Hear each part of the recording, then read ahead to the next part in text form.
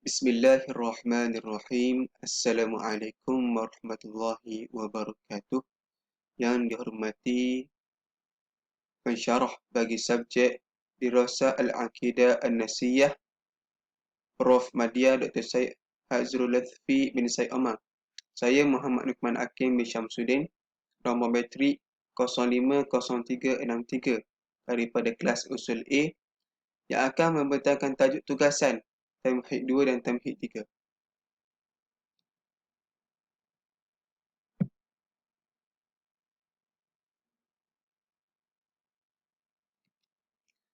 Tamhid Al-Thani, perbincangan ilmu akidah dengan gaya bahasa ilmu kalam yang penting untuk sesetengah orang sahaja dan tidak penting untuk sesetengah yang orang lain.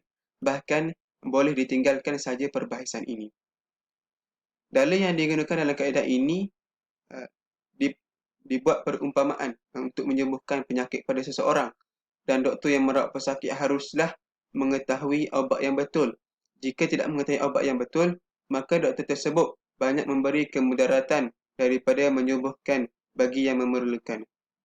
Berikut merupakan kata-kata Imam Al-Ghazali. Bagi mengetahui kaedah ilmu ini, kita perlulah mengetahui manusia yang terbahagi kepada 4 kumpulan. Kumpulan yang pertama iaitu manusia yang beriman kepada Allah Ta'ala, diyakini di dalam hati, melakukan ibadat dan sibuk melakukan kerja seharian dalam kehidupan. Huraian bagi kumpulan pertama ini ialah Rasulullah sallallahu alaihi wasallam menyeru kepada kaum Arab, menyuruh untuk beriman dan tidak menyuruh lebih dari itu.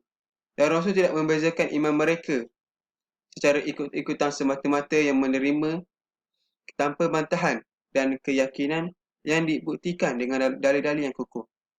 Bagi kumpulan ini, jika dibiarkan mereka mengkaji dalil-dalil ini dan kemusykilan yang berlaku tidak menjamin akan terpengaruh dengan kemusykilan itu sehinggakan tidak dapat menyelesaikan masalah walaupun ada dalil yang kukuh. Dengan sebab itu, tidak didapati berita ataupun perkhabaran yang dilakukan oleh sahabat. Perlu kita selidiki ilmu kalam ini untuk kukuhkan akidah. Kata Imam Ghazali bagi kumpulan pertama ini, apa yang kita perlu lakukan hanyalah berdakwah sahaja kepada kumpulan ini dan mendorong mereka supaya dapat petunjuk dan hidayah dalam kehidupan mereka. Kesimpulannya, kumpulan yang pertama ini tidak perlu mempelajari ilmu ini. Kumpulan yang kedua iaitu manusia yang menyeleweng dari pegangan akidah yang benar, yakni orang kafir.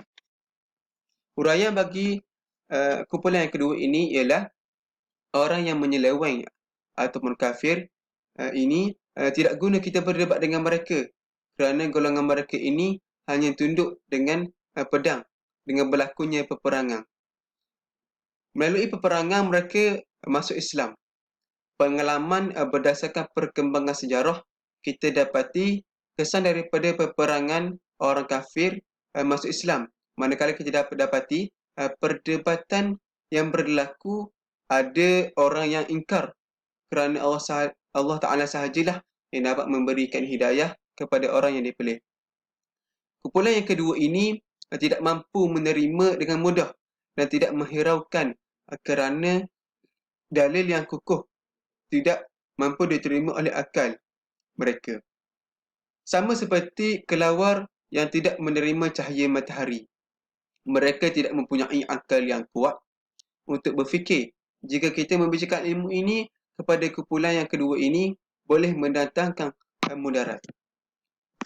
Seterusnya, kumpulan yang ketiga, iaitu manusia yang beriktikad dengan kebenaran Rasulullah sallallahu alaihi wasallam secara taklid dan mendengar dari guru mereka, tetapi dikurniakan kebijaksanaan dan menyedari kemusykilan yang mereka ragui dalam hati mereka, atau mereka mendengar kemusykilan lalu mereka ragu-ragu. Huraian bagi kumpulan yang ketiga ini adalah, kumpulan yang ketiga ini wajib kita berlembut-lembut dalam merawat mereka seperti mana iman yang ikut-ikutan dan membasmi keraguan pada mereka ini dengan menggunakan dalil-dalil yang boleh menghilangkan keraguan, dan jika mereka menerima dan hilang keraguan itu, maka cukuplah dan tidak perlu lagi berhujah dengan mereka. Kemungkinan berlaku dengan sebab kita melontarkan hujah yang lain menjadi sebab timbulnya ragu-ragu yang lain. Sekiranya kita memberitahu kepada mereka hujah yang ringkas, tetapi masih lagi tidak dapat difahami, kita boleh mendatangkan hujah yang lain dengan cara pendekatan yang lebih kukuh dan dalil-dalil yang hakiki sekadar hajat yang mereka perlukan sahaja. Kumpulan yang terakhir iaitu kumpulan yang keempat, manusia yang sesat tetapi mempunyai kebijaksanaan dan dijangka orang ini boleh menerima kebenaran jika berdakwah kepada kumpulan ini. Huraian bagi kumpulan yang keempat ini adalah, bagi kumpulan keempat ini, kita wajar berhujah dengan lemah lembut kerana dijangka golongan ini boleh menerima kebenaran supaya dapat memberi petunjuk tentang akidah yang benar, dan bukan berhadapan dengan mereka dengan hujah-hujah dalil akal dengan cara yang taksub untuk patahkan hujah mereka, kerana hal yang demikian boleh menambahkan lagi kesesatan yang ada apabila kita berhujah dengan cara yang taksub. Tidak perlu kita berkeras, kita mestilah berhujah dengan lemah lembut. Kebanyakan kejahilan menjadi kukuh di dalam hati orang awam kerana adanya kumpulan yang jahil yang berhujah dengan orang yang lemah secara taksub dan memandang mereka dengan pandangan yang hina.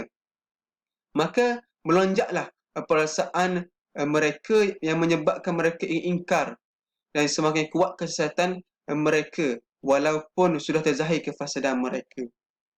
Maka wajib orang yang beragama memelihara diri daripada sifat fasad dan dengki, dan mestilah melihat semua orang awam dengan pandangan rahmat Allah Subhanahu wa taala. Seterusnya, tamhid al-thalith.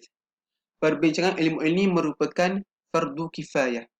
Mempelajari ilmu ini dan menjadi pakar dalam bidang ilmu ini bukan fardu ain dan hanyalah fardu kifayah sahaja. Hal ini demikian kerana tidak wajib ke atas semua orang Islam, kecuali yang diwajibkan semua orang Islam yakin dengan apa yang dibawa oleh Rasulullah sallallahu alaihi wasallam.